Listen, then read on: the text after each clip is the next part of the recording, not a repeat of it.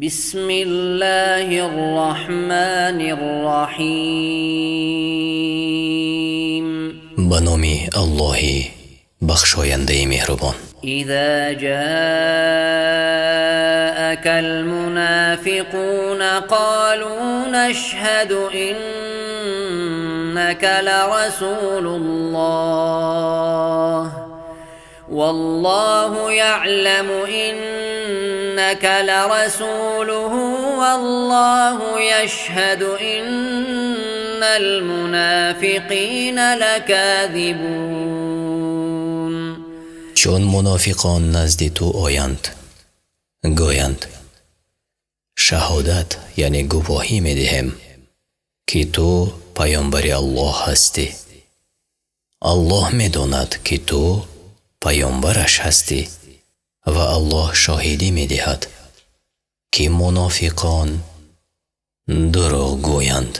اتخذوا أيمانهم جنة فصدوا عن سبيل الله إنهم ساء ما كانوا يعملون. از سوگندهای خود سپر ساختند و از راه الله باز داشتند و به حقیقت آنچه می کنند ناپسند است. ذلك بأنهم آمنوا ثم كفروا فطبع على قلوبهم فهم لا يفقهون. این به آن سبب است که ایمان آوردند سپس کافر شدند.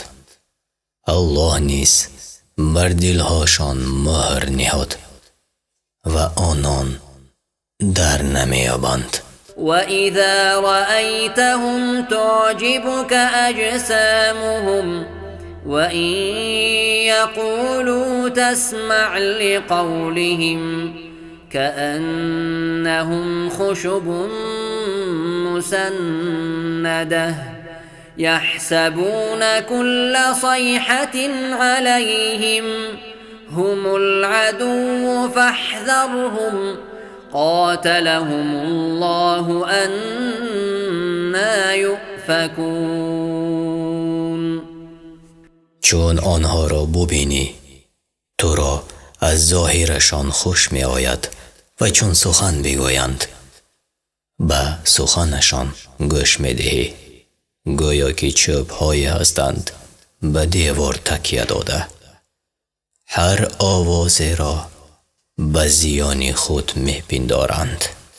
آنها دشمنانند، از آنها حذر کن خدایشان بکشد به کجا کجرو می شوند. وإذا قيل لهم تعالوا يستغفر لكم رسول الله لووا رؤوسهم ورأيتهم يصدون وهم مستكبرون. چون به آنها گفته شود که بیاید تا پیامبر الله برایتان بخشایش بخواهد سر می پیچند.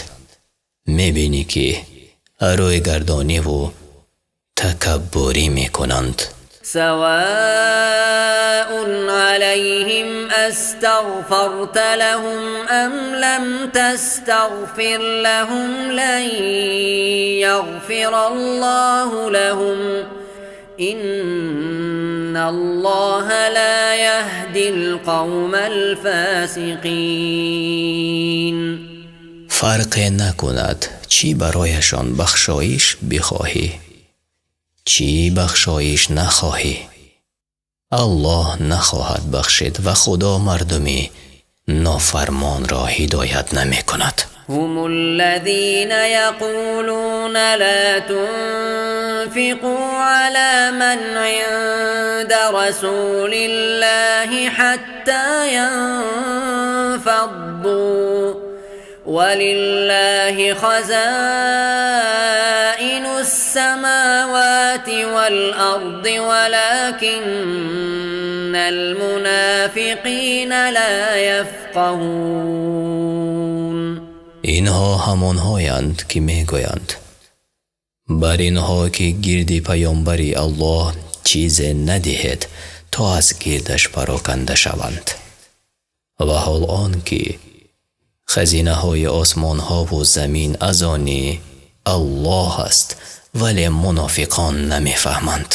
یقولون لئن رجعنا إلى المدینة لیخرجن الأعز منها الأذل ولله العزة ولرسوله وللمؤمنين ولكن المنافقین لا یعلمون.